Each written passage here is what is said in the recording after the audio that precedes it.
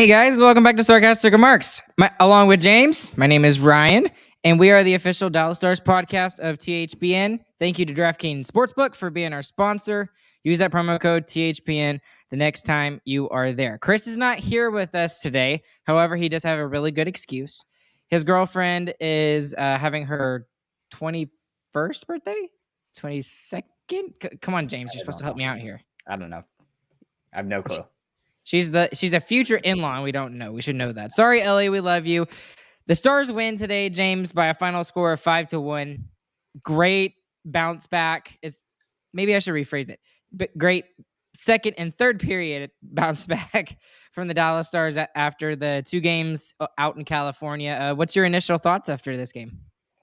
Boy, was I sad having to sit on those back-to-back losses for 3 days straight. That sucked, dude. Glad that's over. Post Dallas Star back-to-back depression. I don't even know what the first letter of each.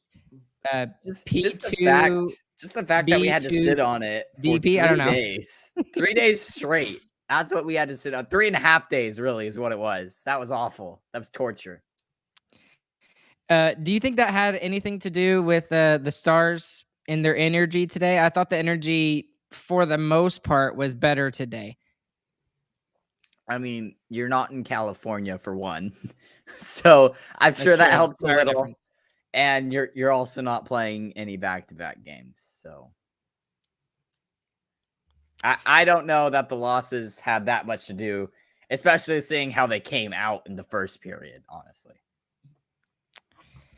So let's just get straight into this game because there's quite a bit to talk about. There's lots of good things with one little dimple, one little pimple, whatever you want to call it, in today's game. But today it's Ottinger versus Spencer Knight, who Spencer Knight's actually a very good goaltender. He did not have a good game today, but nonetheless, it is what it is. The Dallas have not lost 3 in a row this year. Hold on, I forgot to turn off the TV. James, say something about the first period. What your thoughts were? Well, I'm gonna go on the Spencer's Knight thing. I thought that he honestly didn't have an awful night tonight. I thought that a lot of it was just the Stars having great chances and putting the pucks in great spots to score. So in that sense, I don't know that Spencer Knight had that bad of a night. We were just able to put the puck where we needed to. Great comments, James. I heard every last one of those. I had no idea what you said, but yeah. Anyways, okay, let's actually talk about the first period. And if I repeat something that you said, James, I apologize. You won't. Don't worry. I probably will, yeah. 2 minutes in, there's a floater shot by Dallas, and Dellandrea, who had a pretty decent game. It was a pretty good game by Dellandrea today. He had a redirect chance with the foot. It was not a kicking motion, so it would have counted if it went in.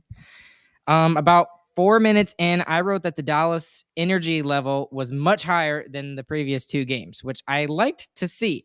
But I still put they were still not connecting on passes. They just weren't super clean with them. And that was just through the first 5 minutes. And that kind of continued through the first period.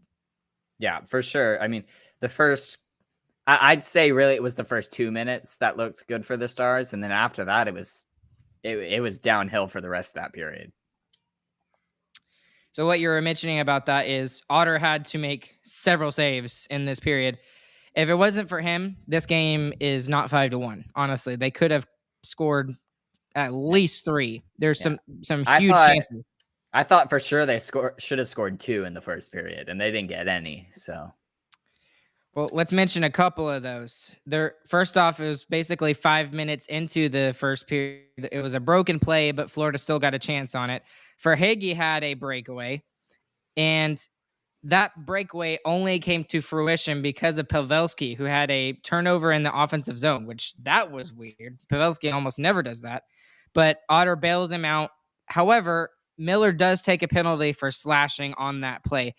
I thought it was a little weak, but at the same time, I thought it still kind of was a penalty. Yeah, I mean, it's slashing. It's just a really weak slashing to call. So on that power play, they had a couple of chances, but nothing huge. And that was a big, big takeaway from me in this game was the lack of offensive chances for Florida on the power play. So good work by the penalty kill overall in today's game. Right after they would kill that power play, though, Foxa would throw it down the ice for icing, and we had 3 D-men on the ice because obviously it was Miller in the box. So that was a little bit of an iffy chance for Florida, Yeah. but they did have a chance. Yeah. Luckily, Miller actually can kind of play forward if he has to. So that's what he did. He's just playing up on him, and they got out of it just barely. Hintz has a high slot chance at 11:20. At 11:14, shots are 4-3 Florida. So the shots don't really tell the story so far. There should have been more shots on goal for Florida. Dallas needs a lot more puck security, and I kind of stole that from Razor there. I was like, oh, that's perfect. That's exactly what they need. Right after that, I wrote that we're in the last 10 minutes of the period. Montour has a shot. Otter saves most of it, but he doesn't save all of it, and it's Lundqvist to the rescue to make sure it doesn't go behind him. Yeah, and I thought Lundqvist overall had a great night tonight. I mean, they moved him over with Suter, and he didn't get down on himself about it. He played the exact same way that he normally would, and he took it to him. Right after that, Olofsson. I'm just gonna start calling him Olaf because that's his nickname. That's what I'm gonna start calling him. Olaf has a big hit on Mahura, 2 giant human beings. Smith shot off the rush. There's another good save by Otter there. And at 6:52, I wrote, Otter is saving this team right now. There's chance after chance after chance for Florida. And this was right after for Hagee, basically whacking at the pad of Ottinger, and he had 3 chances there. Marchment had a semi-chance, and that was the first time I had seen Dallas in the offensive zone in the first period.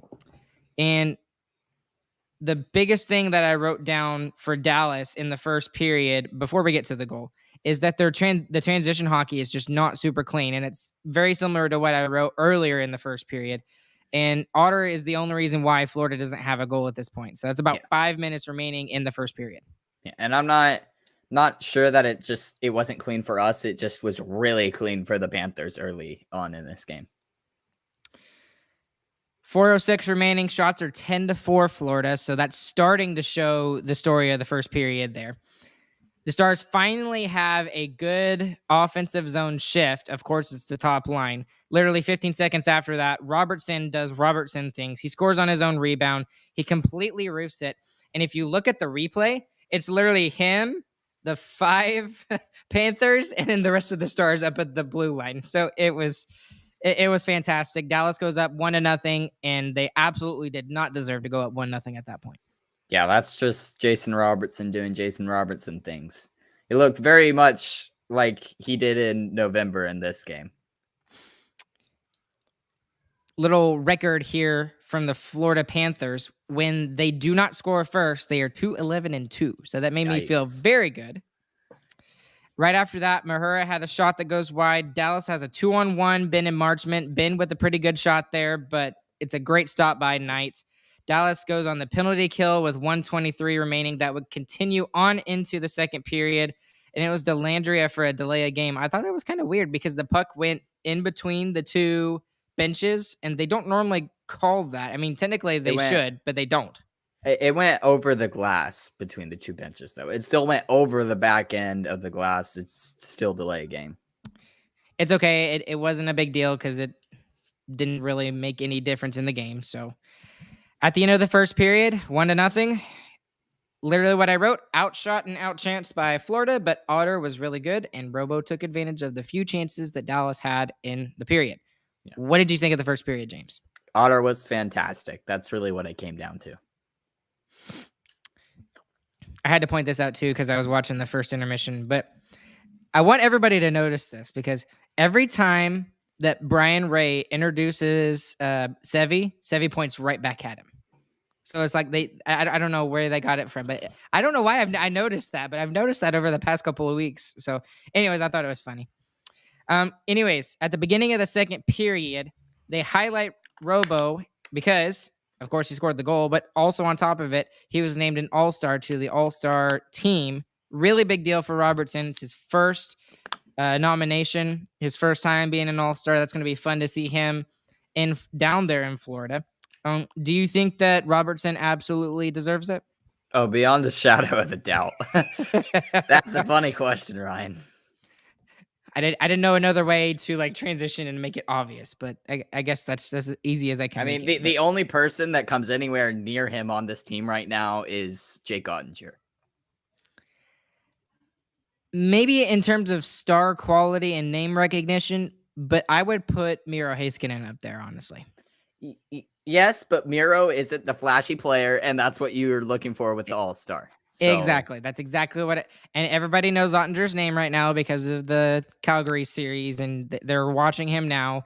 And Miro is just quietly the best defenseman in the NHL. So, but anyways, let's get into the second period here.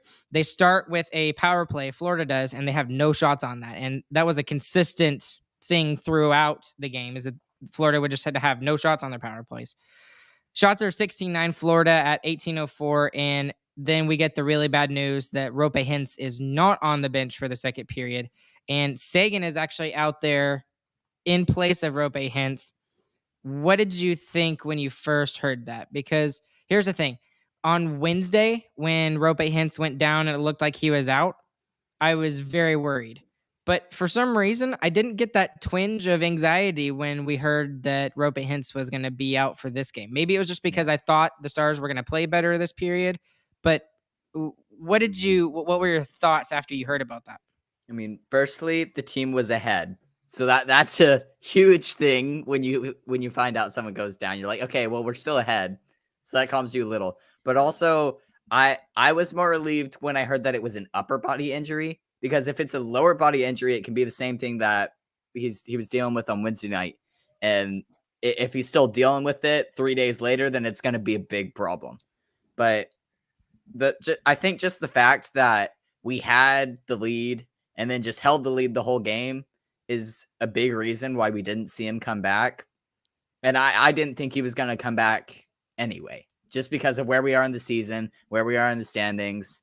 If you have a top liner like that get hurt, you're not bringing him back into the game, because likelihood is we're going to make the playoffs with or without him, and we're going to want him then, more importantly. So yes, concerning. Yeah, I said if. I didn't say when. So, but yes, it's concerning, but also, I mean, we played fine without him tonight, I thought. So you're more along the lines of we should feel okay about this. You don't think this is a long-term thing? Because that was one of the first things I mentioned after the second period. What I wrote down was that I was worried about the long-term effects on Rope Hintz. And I was also thinking, what if the injury he sustained today, because I don't think anybody saw it. Brooke pointed it out over here in the comments. Brooke, we didn't see the injury happen. I didn't see it happen. I didn't either. And so, but what I'm worried is that he's got that lower body thing that he got on Wednesday, and now he's got this upper body thing that he got today, and that's going to be a bad thing for him going forward.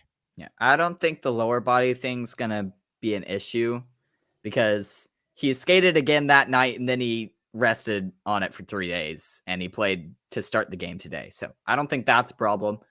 And normally upper body injuries are not as severe, and you can still play through them if you have to.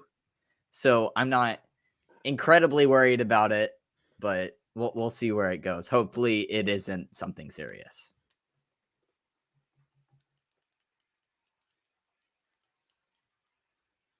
Thinking, oh, great, here we go. This is Dallas going back into what they were doing in the first period. Thankfully, that wouldn't happen, though. Robertson would have a breakaway that led to multiple shots from Demon after he had the breakaway chance. Barkov tries an extreme angle shot. Otter makes this a save. Another Florida player makes an extreme angle shot. It bounces off of Tkachuk and almost goes in, so it was almost an ugly goal. Spencer Knight denies Dellandrea. Sorry, trying to say that 5 times fast. Twice, once with a wraparound and once from the left-hand face-off circle. So 2 good chances for Dellandrea there. Robo steals the puck from Forsling, 13 minutes remaining. Semi-chance for him, nothing really there. Ben with a really big hit. It looked like he was going to get laid into, and Ben said, nope, you're going down on the ground. Dallas would go on their first power play of the game at 11:54 remaining in the first. It was Mahura for holding Marchment. And then during that power play is when it was announced that Hintz was questionable to return. And that was when I kind of, not freaking out, but just a twinge of concern there. And then Dallas would get their second goal of the game. Lundqvist with a beautiful shot, great pass from Johnston there. So 2 rookies combining on this power play goal. It's a one-timer cross zone pass, and Spencer Knight is not able to get it. Stars go up 2-0. Yeah, it's a great one-timer from Nils. It's great to see him get on the scorecard again. He likes to score against Florida, I guess. Yeah, I Florida know. Panthers. Yeah, Weird. they were both. It was his first one of the season. That one was beautiful, and now this one-timer that was awesome too. By the way, Nils is totally working on that second power play unit. I love it. He needs to stay there. So after Dallas scores that goal, Sagan would have a semi breakaway, but it was kind of hard for him to control the puck because it was bouncing a lot. So I didn't really blame him for that too much. A semi windmill save by Otter. Gudis has a chance in the high slot, and then Carter Verhaeghe, which I wish he was on the Stars. He's kind of one of those guys that kind of is underrated. He scores on the rebound off of his own skate after it bounces off of his skate, and it makes it 2-1. So about 2 minutes after the Stars score, Florida takes the lead cuts the lead in half. Excuse me. So it's 2-1. Yeah, I mean we get like half a stick on the shot, and it kind of makes it flutter a little, and it sneaks in just past Otter. I mean, there's not much you can do about that. You just got to be you got to jump on those like we were for most of the night, honestly. So it's really the only bad chance that we gave up off of rebounds, besides there was like one in the first that we got away with. They just happened to score on this one. And then literally right after that, I think this was the big turning point of the game, other than Otter being fantastic in the first period. Esa Lindell scores with Florida all on one side of the ice. So another defensive miscue by Florida there. And he just comes straight down the slot, and there's nobody there. He has a wide open chance, and it's a great shot. And that's the third goal in 3 minutes and 11 seconds. Stars go up 3-1 at this point. Yeah, I mean, who's going to expect your most stay-at-home defenseman to jump up on the rush like that? Come on. It was a great shot, too. I mean, what can you say? I will slightly disagree with you. He's had some good seasons where he's been decently offensively. Like he had that one season where he scored over 10 goals, right? Yeah, but for sure this season he has been He's our been stay-at-home defenseman. Yes. Without a doubt. Like, I mean, whenever him and Hakanpää have more defensive zone starts than any of the other D-men pairings. So he is 1,000% a stay-at-home defenseman this year. Who'd have thunk he'd be the one to jump up on that? And he really did make a great shot on it. A minute after that, I wrote down the shots are 23-20 in favor of Florida. So the shots are starting to even up, and that would show that the Stars are really starting to get their game going. There was a stick slashed out of Marchment's hands. There's no call. Montour hits the outside of the post, but it wasn't dangerous at all because, again, it was the outside of the post. Otter was making sure that nothing was going in. And that last 2.5 minutes was kind of scary because Florida really, really pressed to try and at least just have a 1-goal deficit rather than a 2-goal deficit going into the second intermission. Yeah, it was scary there, but I mean, just holding on, getting to the block shots, not giving up the rebounds is really what that came down to there. I don't think they really had rebound chances there. My takeaways, first overall in the second period, it was Florida pressed really late, but Dallas played much better overall in the second period compared to the first. And I think that goal by Robertson in the first might have gotten them going, and especially that power play goal really got them going, gained some momentum. And the only bad thing was worrying about Henson, what that injury might mean for the Dallas Stars going forward. But what did you think?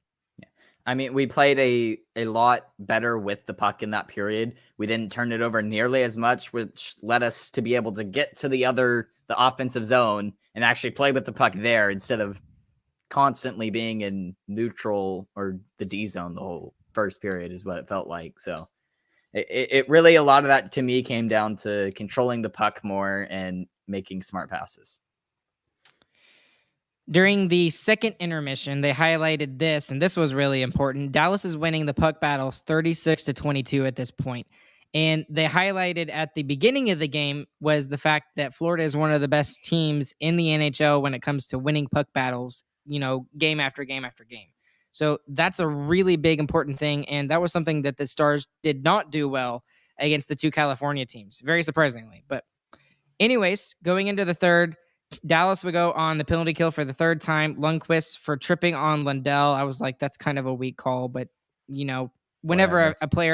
whenever a player feels a stick near their skates, they're just gonna fall and they'll call it. But honestly, Florida killed that power play themselves.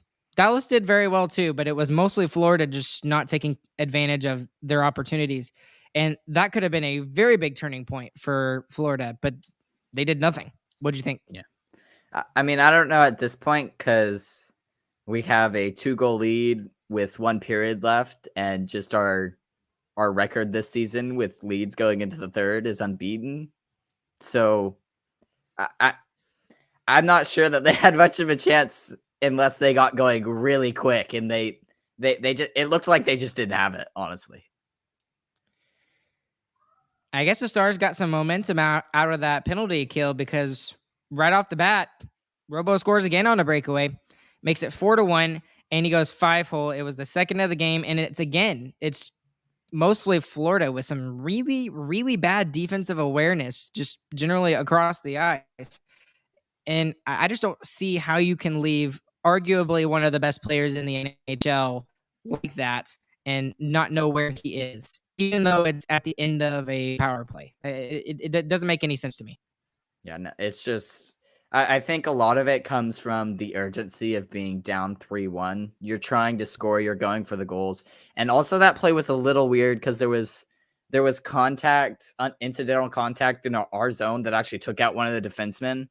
So it was a little weird and broken, but nonetheless, I mean, take advantage of what you get. Dallas would go on the penalty kill for the fourth time. Dellandrea takes a tripping call on Ekblad. Ekblad just stepped on the stick, but it looked like tripping in real time. So it is what it is. And again, great penalty kill work by Dallas. Again, no shots.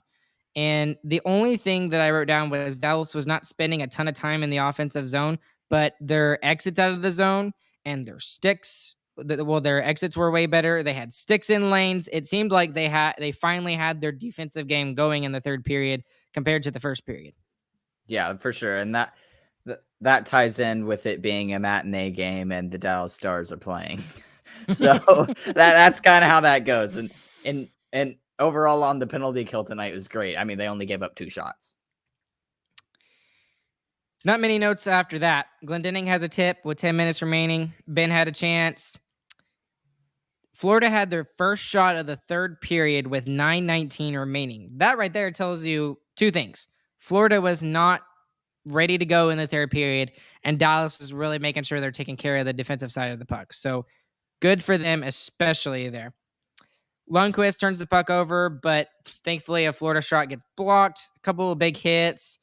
There was no call for holding on Gudas when he basically does this on Dellandrea. But basically face washes him with his elbow. And that was a little frustrating. But again, we're up 4-1, so I'm just like, whatever. Shots at this point, 5 minutes remaining, 32-28 in favor of Dallas. So Dallas finally taking over the shot clock there. And with 4:11 remaining, Miro with the empty net goal. He's not really getting the offensive flair like he was his first couple of seasons, but we rely on him so heavily on the defensive side of the game. It is nice to see him get rewarded offensively with that. Yeah. And I mean, honestly, he's putting up points a lot on the first power play unit too. And that's where we're seeing him the most. Couple of records here for you to end the game. By the way, Dallas would go on the power play, but they didn't put anybody out there because it's the end of the game. They're up 5-1. So, but anyways, Dallas with a couple of records here. They're now 5-0-0 after losing 2 in a row. That's a very big plus. That's very positive to have because we've been looking at all these teams this year with the crazy losing streaks that they've had. I mean, we've seen Buffalo with a 8-game losing streak. We've seen the way that New Jersey has played the last couple of weeks after going on an 18-game winning streak. We've seen St. Louis with some, to start the season, they had, I think, 8 losses and then 8 wins and then another 6 losses. It's very consistent and it's very good to see this. Yeah, and it's weird because a lot of people will say the Stars are not that consistent in their play from night to night, and yet over the course of the whole season, we were probably one of the most consistent teams.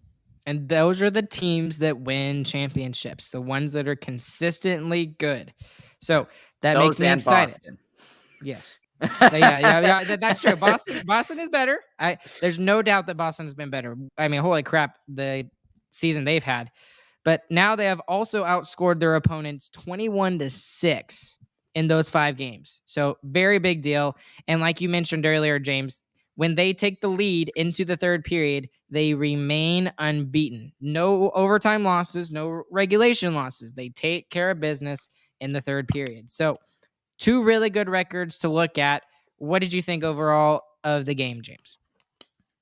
I mean, it really was a bounce back game. It's against a Panthers team that's really had a hard time clicking this year with having their new personnel come in and not having the crazy career year that their goaltender was last year. So, I mean, we just the first period was really bad. Otter held us in, and then we took it to them in the other 2 periods. And the other 2 periods, it looked like the Stars that we should expect and should get every single night. And it's just what we didn't see on Tuesday and Wednesday. Especially for third period, Dallas Stars. I mean, this was it was even better than what they normally have been. I mean, normally we get them where they go score like 3 goals in the third period. They scored 1 and an empty netter and only let up 3 shots the entire period. So it's a good bounce back game. It is frustrating that they had to lose both the games in California back to back and then let us sit on it for 3 days. But now that's over, so it's okay. James is still sour about that. I'm just sad that I had to think about it for 3 days, okay? Not happy about that. It's fair. I think that's the longest break that we'll get this season, excluding the bye week and then the All-Star break. So, but anyways, what did you think overall of the special teams in tonight's game? Because this was significantly better than the 2 games in California. Yeah, I mean, what can you say, really? They did exactly what they were supposed to do. I mean, we only got on the power play really once, and we scored on it. And it was the second unit. I mean, really the difference for me tonight versus the Kings game was in the Kings game, we didn't get any depth scoring. I mean, the first line scored both the goals. No one else scored. Tonight, we get a goal from Esa Lindell and we get a goal from Nils Lundqvist. The other 2 are from Robo. Well, and Miro. Miro gets empty. Miro gets an empty netter. I'm not counting that. It still counts. He's the first line, okay? That's not depth. He has 30 points on the season. I think really what this all kind of goes down to, and the reason we can be happy about this and we don't have to be all negative about it anymore, like you, James, like you were after those 2 games in California, was we have a Robo and we have an Ottinger. And let's just transition into our biggest winners. I'll take one. You can take the other. I'll take Ottinger. If he doesn't play as well as he did in the first period, we don't stand a chance in the second and the third. And Florida was by far the better team in the first period, and we were outshot 10-4 at one point in the first period. So, and it wasn't like they were like outside shots or anything like that. They were prime quality scoring chances that they were getting, and it was their big guys. It was Barkov. It was Tkachuk. Verhaeghe scored a goal in today's game. Then you also had Montour, who's had a breakout season this year for Florida. So it all comes down to me for Ottinger. He gets the biggest winner in today's game. Yeah, and the other obvious biggest winner is Jason Robertson. I mean, the dude's a menace. I mean, there's nothing else to say about him. No, we already talked about him enough on this podcast. Yeah. He's a menace. He is third in scoring in on the league now. It's crazy what he's done. We could literally name an episode Robertson is a good hockey player, and it would probably last like 2 minutes, the whole podcast. That's it. Because we've already said everything about him. It's amazing. So just to close this out, James, I guess we should do a biggest loser. Yeah, we got to do biggest loser. So, James, who's your biggest loser tonight? I don't really know. I thought the first period's the biggest loser, I guess. because that was really frustrating to see after coming off those back-to-back losses. Is like you want them to have a good first period, which normally they're not bad in, and they didn't look great, and then Robo comes to your rescue and saves all of our hopes and dreams. I actually had two. That was one, was just the first period overall, other than Ottinger. I'm going to give it to the time on ice today. The time on ice compared to yesterday, and you pointed out, or maybe it was Chris that pointed out, with Miro Heiskanen, the second night of a back-to-back playing 30 minutes, that's ridiculous. Absolutely ridiculous. She should not be doing that. The time on ice, especially for defensemen, was much better today. And I think it was just looking at the defensemen as a whole playing better overall as a whole. So I guess you could also say the biggest winner was just the D-core in general because of the way they played defensively, and they put up 3 goals in today's game. Yeah. So and one other thing I wanted to mention was that I don't know if Sagan practiced with Pavelski and Robertson, but he looked much, much, much better than he did when we had to pull Hintz out in the game against Anaheim on Wednesday. He looked much better. He was doing things that Hintz would do on that line, like just skating, flying through everyone with the puck. I mean, that's exactly what we need from him if he's going to fill in for Hintz. And that's what kind of gave me a little bit of, okay, we might be fine because Robertson's just amazing. he can keep scoring, and then Sagan looks like he can at least fulfill the role there. I think we can go without Hintz for a little bit if he really is hurt for a couple of games here. I would actually really like to see how Johnson would do on that top line. Because I think Johnson is I don't think people give him credit for how good he is defensively. I think Johnson is 100% a two-way forward. And I mean, that's what Roope Hintz is known for. So if Sagan doesn't work out, what do you think about trying Johnson on that top line? I know that he has such great chemistry with Ben, but I still think that he would be really good to see on that top line. Yeah, and that's really where mine comes down to. It comes down to how well he's playing with Ben. And I don't know if you even want to try to break that up with how good that line's been. I mean, you break up that line, you got no lines left. We've tried Sagan with Ben and Marchment before. That's what we thought the line was going to be originally, and it just did not work at all. So I'm just hesitant to go back to that. And that's fair. That's fair. It's just a thought. I just think that with how well Johnson's played over the course of the season, he's just gotten better in both aspects of the game, defensively and offensively. I mean, why not give him a chance to play on the top line with Pavelski and Robertson? I mean, he's nowhere near as fast as Roope Hintz is, but he does a lot of the same things that Roope Hintz does. And I think you could look at him as the reason why Jamie Benn's Benissons has continued this season. By the way, Ben had a really good game too. Just lots of people had really good games, honestly, tonight. It was everyone played much better, and that's why I kind of was like the depth is really what kind of was the difference in this game. But I mean, I want to keep Sagan more on that line now just because of what we saw in the last period of this game. I mean, he really did. He looked like he knew what he was doing, unlike 3 days ago where he looked like a lost child. He looks like a lost puppy. He did. You're right. Yeah. Okay, I think that's it. We got to close it up. Anything else you want to mention, James? Nope. I would like to mention that I started a new series of blog posts called MTs, Major Takeaways. There's going to be an article probably up there tomorrow about my major takeaways from this game. A lot of them we talked about in this podcast episode, but if you want to go and check it out, we'd appreciate that. That's on our website at starcasticremarks.com. And then also, if you would like to support us, please go and consider buying from starcasticremarksshop.com from all your latest merch options. No, Christian, and I can just hear him talking now, just listening to the podcast like later. There are no shower hats. There are no shower curtains. There is a bath mat, though. So is there a toothbrush yet? There's no toothbrush yet. No toothbrush. All right. Along with James, my name is Ryan.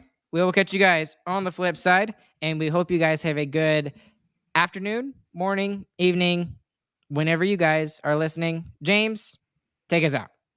GG, boys.